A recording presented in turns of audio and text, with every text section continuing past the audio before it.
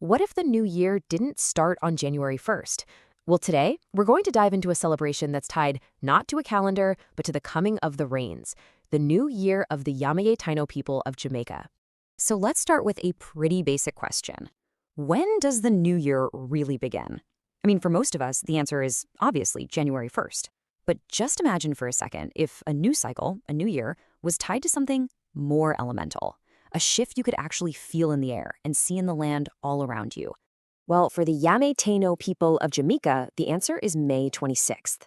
And as their chief, Cacique Kalayan, explains, this date isn't just random. It marks the beginning of the rainy season, a moment that holds a really profound importance for the island, and, of course, for its original inhabitants. So, to really understand why this day is so significant, we first need to get to know the people who celebrate it.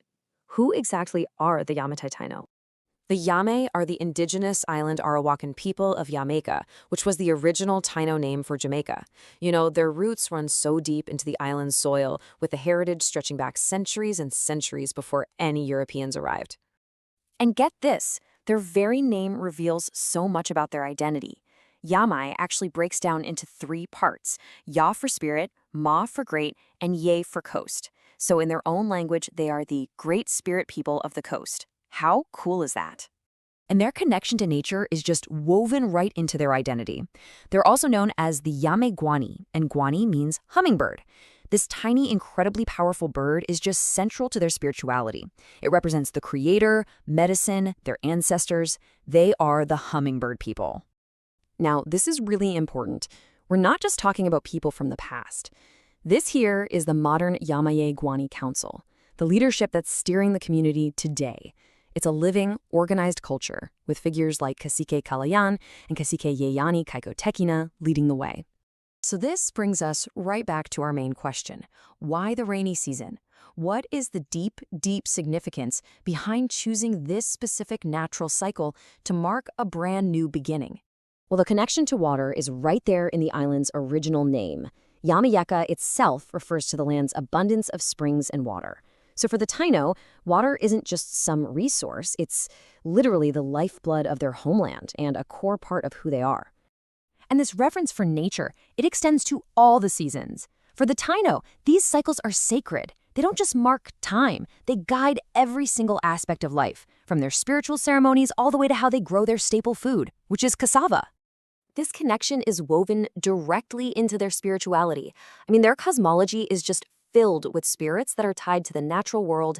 Right at the center of it all is Atabe, Mother Earth, who gives birth to Yukahu, the spirit of yucca, or cassava. So the rain, then, is the secret gift that allows Mother Earth to provide for her people. And that brings us to the really crucial point here, Yukahu. As the cassava giver, he represents sustenance. He's the provider of their daily bread. So the rainy season awakens the land, which allows Yukahu to provide. The Taino New Year, when you think about it, is nothing less than a celebration of life and survival itself. Okay, so now that we understand the spiritual why, let's look at the celebration itself. What does this ancestral tradition actually look and feel like? The entire celebration is framed by a tradition called an arato. And this is so much more than a party. An arator is a sacred event where history, customs, and all the ancestral stories are kept alive and passed down to the next generation through feasting and dancing and song. It's basically a living archive of their entire culture. The New Year's ceremony is this beautiful, structured ritual.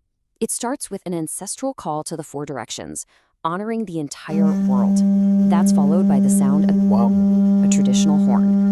The community then gives offerings of flowers and fruits back to the earth, and the whole thing culminates in the sharing of a Taino song.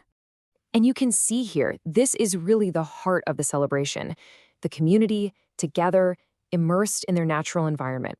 It's just such a powerful reminder of how their traditions, their people, and their land are all completely intertwined. So what does all of this mean today? You know, in the 21st century, what is the true significance of celebrating an ancient New Year that's rooted in the seasons?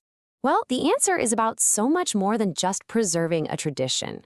For a people whose culture was targeted for erasure for centuries, celebrating this New Year is a powerful, almost defiant act of revival. It's a declaration that they are still here. As Cacique Kalan says, the timing of this revival is ancestral. He talks about an ancient prophecy, the eagle and the condor, which says that a time will come when indigenous peoples all across the Americas will reunite their knowledge and bring healing to the world. Their revival is part of this huge, greater reawakening. And they are not alone. Today, there are an estimated 3,000 people in Jamaica who identify as Yamaye Taino. Now, some are formally enrolled with the Yamaye Guani, others remain hidden, but together they represent a resilient and growing culture. Ultimately, the Yamaye Taino New Year is so much more than a date. It's a living legacy, a story of a people reclaiming their future by honoring their deep, deep connection to the rhythms of the land. And it kind of leaves us with a question, doesn't it? What essential natural cycles have we maybe forgotten to honor in our own lives?